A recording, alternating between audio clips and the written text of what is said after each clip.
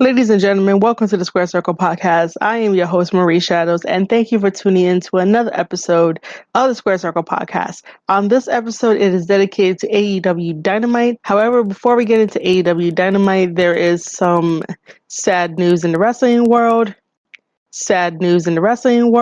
Our very own voice of wrestling, one of the greatest announcers ever, Howard Finkel, had passed away in the morning. He was 69 years old, and even the Square Circle Podcast is saddened to hear his passing.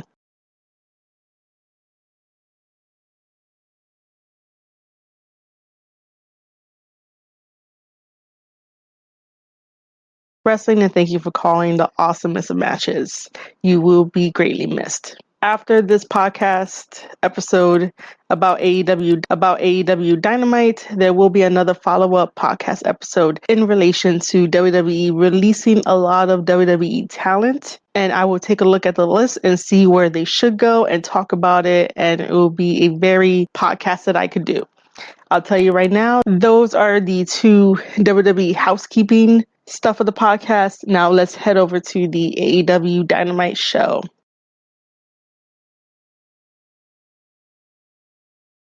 During the midst of this coronavirus that has been kept us quarantined for a very long time, I am really missing actual professional wrestling where there's fans involved and there's obviously a different atmosphere.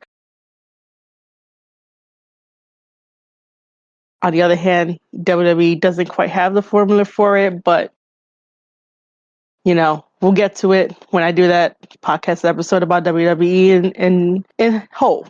A promo from Jake the Snake Roberts. I could get used to Jake the Snake Roberts opening up AEW Dynamite every single Wednesday. Conducts a promo. I want to hear it. I want to learn from it. And I definitely want to see where he's going in terms of leading the story of Lance Archer being the monster, why AEW should fear Lance Archer, and definitely why Cody Rhodes should fear Lance Archer. In Jake Roberts' promo, there were two lines that stuck out to me. The first line is that he mentioned that in order for Lance Archer is this monster, this wrestler that murders people in the ring, he had to go to New Japan Pro Wrestling in order to mold himself into that because his current situation being in the States wasn't really allowing it. And that had me taken back a little bit. And I was like, yeah.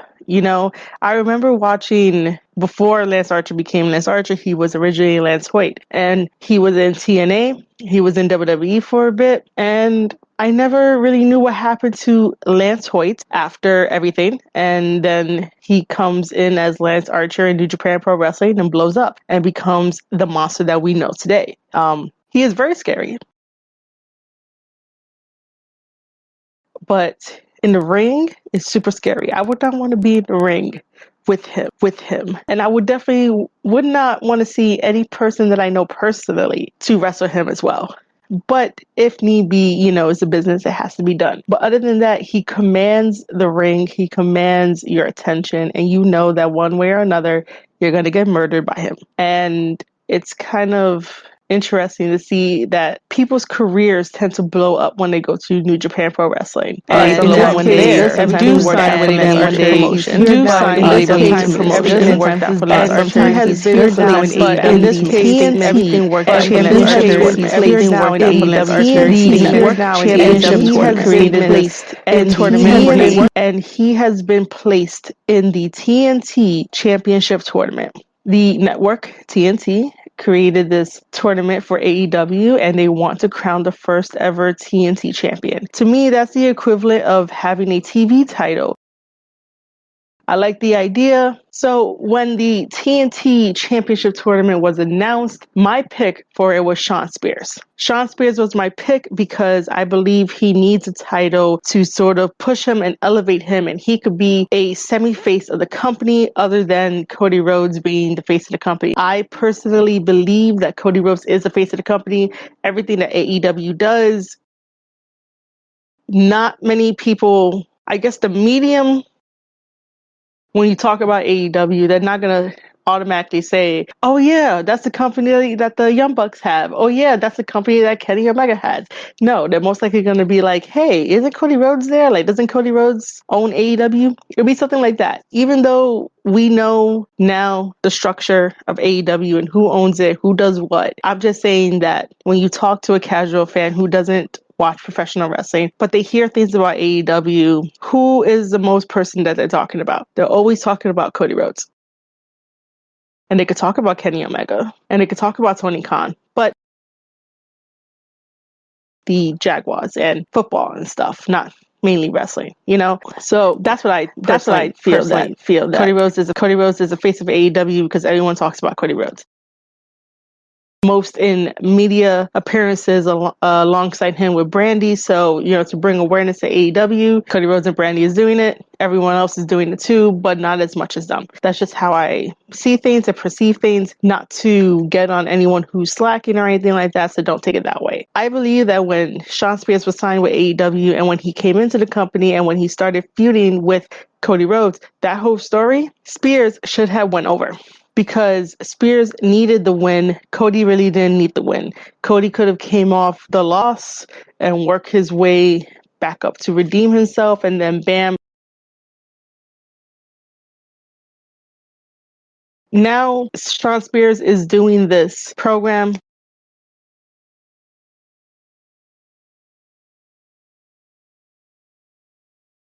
Progress, but with this whole quarantine stuff, it's a little bit difficult to do the search for Spears. However, I feel like at this time, Spears doesn't really need an outside partner. Spears can definitely tag team with MJF here and there. If you guys saw some weeks back when they first did the no fans in the arena, the closed sets, Shawn Spears and MJF was gambling at ringside, betting on the matches of who would win, and I thought that was an excellent tag team. On Twitter, you guys can follow me, Maria_Shadows, where I did a poll asking the wrestling community, do they think Shawn Spears?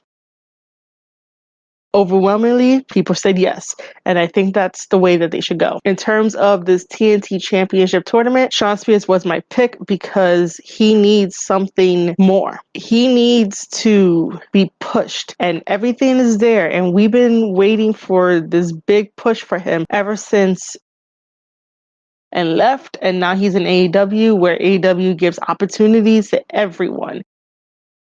As it's fake or anything, they really mean it. So I really think that Shawn Spears would have had the greatest opportunity to become the first ever TNT Championship just because he needs it. And I think that he would be creating amazing storylines with the TNT Championship, because how heelish can you be when you would say that the AEW Championship doesn't matter? The TNT Championship matters because the network, then the AEW Championship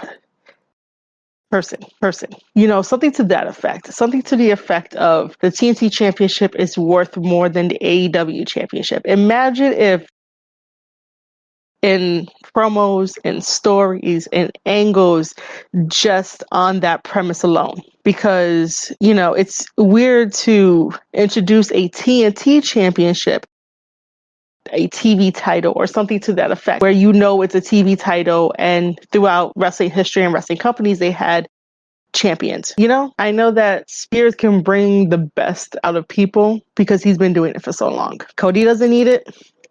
Sammy doesn't need it. Darby doesn't need it. Kip doesn't need it. Dustin doesn't need it. Sammy doesn't need it. Darby doesn't need it. Kip doesn't need it. Dustin doesn't need it. Colt Cabana don't need it at this moment because he just came in, and Lance Archer definitely does not need it. Lance Archer needs the AEW championship belt, and he needs to, until someone dethrones him. It would be kind of stupid to have him have the belt and then like drop it. If he wins the TNT Championship belt, which I think that's what they're going to do because of the way the landscape is set up now, it's going to be a very dominating era for Lance Archer to hold on to that TNT. I do not know who would dethrone him. I don't know. But I do know they're going to make that championship mean something. And the only reason why I'm now jumping behind Lance Archer,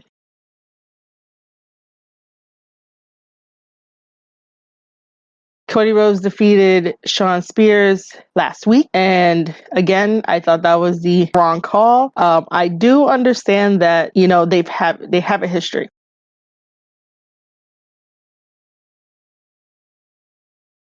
Being an AEW, it's returning the receipt, but then again, like, Cody goes over. Now, this is where AEW is getting predictable. Blame, or there's no one really to. I do not want AEW to fall down the path of being predictable. So far, nothing has been predictable. Everything has felt smooth. Everything felt right. Because Cody has now advanced, most likely it is going to be the matchup of Cody Rhodes versus Lance Archer, the match that Jake Roberts wants. This should have been met in some different way, where let's say that they give the belt to Cody Rhodes, because that's what he wants. He wants that match against Cody. He wants that match against Cody Rhodes, so that'd be the best time to do that. To have Archer chase him for the belt, Cody drops the belt, gives it to Lance Archer. This is just, but I'm going to say that they're going to set up Cody Rhodes when it comes to the finals. Let's get into the first TNT Championship tournament. The first match is Lance. Okay, let's get into the first match. This match, I'm happy that this match is not a squash match. Both men have 20 years at least under their belt. And I love the video package that they play right before the match starts. And Colt Cabana is talking about his history and everything that he's done. He's done amazing in his wrestling business. I even had the privilege of watching him live. And that was years ago. So he made the right choice to come over to AEW and not stay with NWA. Nothing against NWA. I love NWA. I grew up on NWA, and I'm glad that NWA is back. But in terms of where fulfilled and satisfied and look amazing, AEW is the place to go. So the cool thing about this first opening match is that I've noticed a very important detail about Lance Archer. Every single match that Lance Archer has, there is no same storytelling moves. There is no same spots. There is no same rhythm. Sometimes understand how they work in the ring and you understand the formula that they come up with, and that's like their safety net. Of course, their safety net. Of course, Lance Archer is going to have his consistent moveset. However, this big guy does uncanny. That's one. Very, very different. And you don't know how he's going to do it. You do know that somewhere in this match that he's having with his opponent, he's going to hit his finisher, which is a blackout. He's going to hit his pounce from wherever. And then the rest of the time, it's either he's going to surprise you with something or his opponent is going to get the upper hand. So that way it doesn't look like Lance is just dominating everything, because that's not really cool. That's just like boring. Lance knows how to have a amazing match, maybe with somebody that, they're wrestling for the first time. Lance knows how to tell a story in every one of his matches, and they're not the same. I wrote about his 3 best matches. This was an article that's on Sportskeeda. This was published before his debut because I wanted to bring some hype to it and let the casual fans know this is what to expect from Lance Archer. Here is some lessons from each match. When you look at his body of work as a whole, everything is different. It felt like almost both men were evenly matched. There was a lot of speed and power. Jumps, gets caught by Lance Archer, and then Lance Archer slams him down. By Lance Archer, and then Lance Archer slams him down. That looked so devastating, as if the wind just got taken out of Cabana, and then luckily Cabana kicks out at 2. Lance Archer does a ripcord lariat to Colt, and then Colt offense in. He throws some elbows, does a hurricanrana, takes Archer off his feet. However, it is not enough. Archer comes back with a devastating pounce, into the blackout, which is his finisher, and that leads Archer to win the match and advance in the TNT Championship tournament. Not to take away from Colt Cabana. Colt Cabana did an amazing job. Both guys made each other look like $1,000,000 out there. And that was for that match. I really highly appreciate the fact that matches feel fun, but his matches are fun and exciting. His matches are fun and exciting. I don't know if that's a good thing, but it definitely feels like a good thing. After that, we get a by Dr. Britt Baker. Did you know she's a dentist? Britt has turned into a very good heel.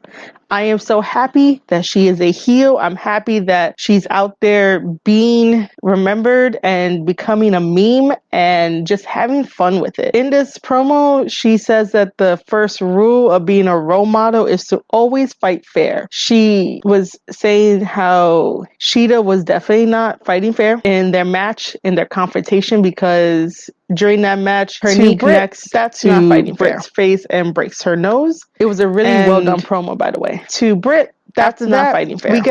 After that, we get a first women's match, which Cassandra Golden, she is fighting Dr. Britt Baker. There's really not much going on. This is what you consider maybe a squash match. So the only highlight of this match was Britt taking Cassandra's mouth, putting it on the rope, and then stomping her in the back of the head.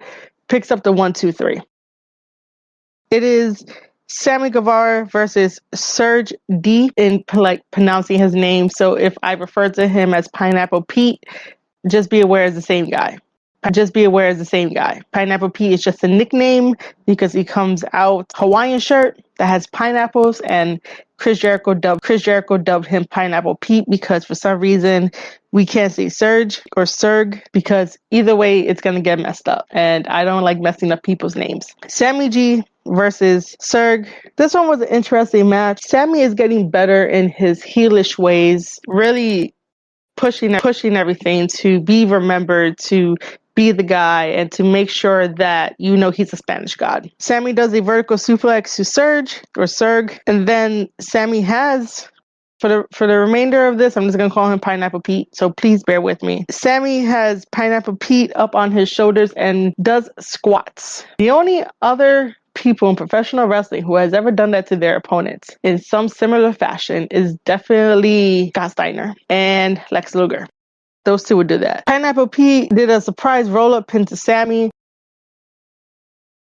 to Pineapple Pete, and then picks him up into a fireman carry, and that allows Sammy to pick up the victory. And in his warm-up match, before he faces Darby Allin at next week's Dynamite for the advancement of the TNT Championship Tournament, Sammy does something very, very interesting. After Sammy wins the match, he grabs the microphone. He says that he's going to beat the shit out of Darby Allin. And as he shows everybody how he's going to beat the shit out of Darby Allin comes in for the save. Sammy runs. That's the end of that. Our next match is Kip Sabian versus Chuck Taylor. At the beginning of this match, there was a lot of chain wrestling. There was a single Kip on Chuck. Kip did a kicking strike against Chuck in the corner of the ring, where sometime a little bit later, Kip does the up and over on Chuck. Then he runs to the other side of the ring, leaps to his feet while Chuck tries to block. Looked like almost like a fake out. So Kip decides to knee Chuck in the face, which brings Chuck down to the floor. And then Kip tries for a baseball slide. Chuck sidesteps. Then Chuck grabs Kip, suplexes him back first onto the ring apron. Penelope Ford gets up on the apron, distracts Chuck. It works. And then Orange Cassidy tries to do the same thing. That doesn't really work. Havoc, who's at ringside, pretending to be a fan, jumps over the guardrail. With all the distraction going on, Penelope Ford does a hurricanrana on Chuck Taylor, rolls out the ring.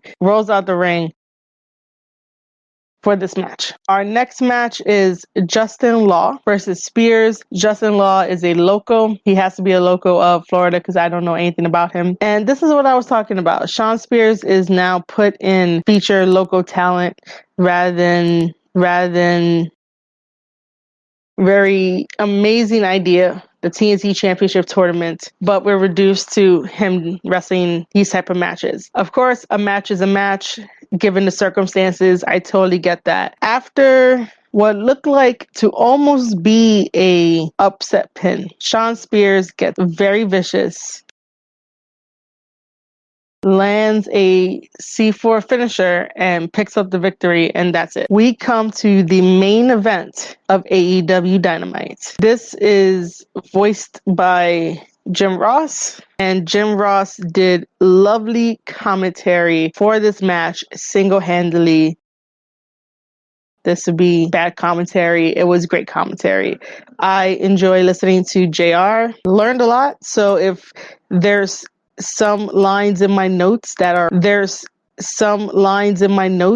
from JR, it's because that's what I wrote down. The main event of AEW Dynamite was Jake Hager versus Jon Moxley. This was for the AEW Championship title. It had a big fight feel, even with the celebrities and the comedians and the professional wrestlers chiming in on their prediction of who would take the championship, who's going to be winning. At the beginning of the match, Mox gets the first takedown on Hager, both back up to vertical bases. With their chain wrestling moves or just shoot style MMA moves, both of them get back up to a vertical base. Match is that there was no dirty tricks involved. Everything was either a clean break and backing off, giving the other guy room to breathe, and I thought that was a very smart idea. You would think that because Jake Hager is part of the Inner Circle and the Inner Circle is heel, he would do some heelish shit, but he obviously didn't do no heelish shit. There was times where it felt like Jake was very honest in this match in terms of his MMA. You knew that both guys wanted to hurt each other. You knew that both guys were fighting championship. It was not just prize like the AEW World. It was heavyweight championship. It was however, just because they involved, it was clean and it was nice. There was no dirty, cheap tricks. Just because they involved a chair, anything less of what it was, because it was a no holds barred match. But the chair added to the style of the match. It added to everything. Moxley was looking for that wrist control. This whole entire time, Moxley was trying to look for the wrist control so that way he can Hager down to the mat and start working on his wrist. So again, like I said in previous podcasts, working on a body part. Even in MMA, there's lots of chances for these guys to work on body parts. Moxley almost had a submission while trying to maintain that wrist control. He almost made it into an armbar. However, when Hager reached the ropes,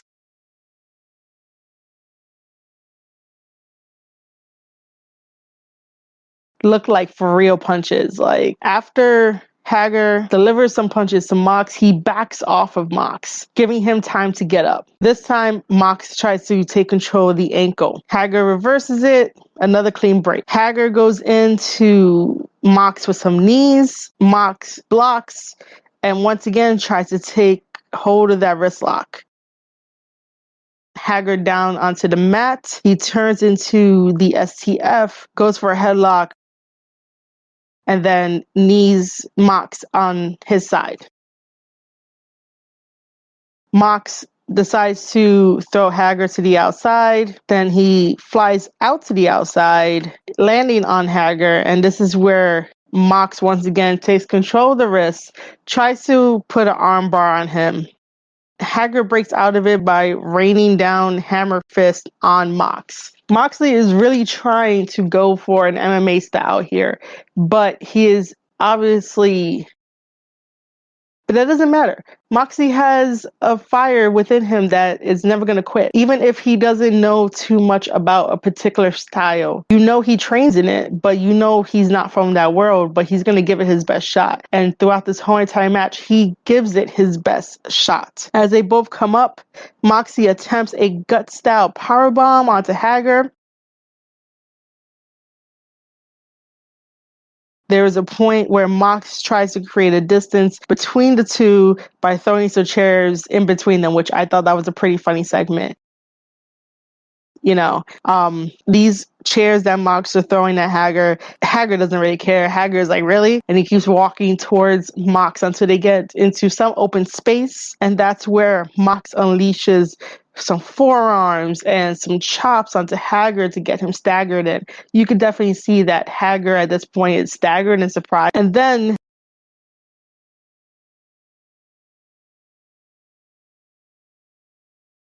at this point, Hager is in pain. He's screaming, but because he is laying in some punches, he breaks free. There is one point where Mox does a front face lock. Now they're back in the ring, and Mox decides to do a power clothesline to Hager. Hager does not stagger.